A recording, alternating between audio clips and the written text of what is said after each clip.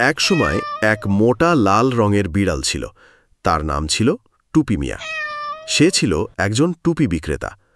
একদিন সে গ্রামে ঘুরে ঘুরে ডাকছিল, টুপি নাও টুপি, লাল টুপি, নীল টুপি, 5 টাকায় টুপি।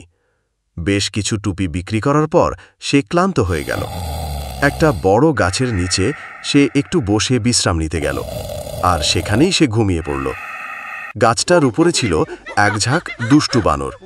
ওরা নেমে এসে টুপি মিয়ার ব্যাগ থেকে টুপিগুলো নিয়ে পরে ফেলল, তারপর আবার গাছে উঠে পড়ল। টুপি মিয়া ঘুম থেকে উঠে দেখে তার ব্যাগ ফাঁকা। তাকিয়ে দেখে, আরে সব বানরের মাথায় তার টুপি। সে চিৎকার করতে লাগলো, আরে আমার টুপি ফিরিয়ে দাও। সে একটা ঢিল গাছের দিকে ছুড়ল, আর বানররা আম ছুঁড়ে দিল। তখন টুপি মিয়ার মাথায় বুদ্ধি খেলে গেল। সে নিজের মাথার টুপিটা খুলে মাটিতে ছুঁড়ে দিল। দেখে বানররা টুপু খুলে মাটিতে ছুঁড়ে দিল। টুপি মিয়া হাসি মুখে সব টুপি কুড়িয়ে ব্যাগে ভরল, আর বলতে বলতে চলে গেল, বুদ্ধি থাকলে বানরও কাবু।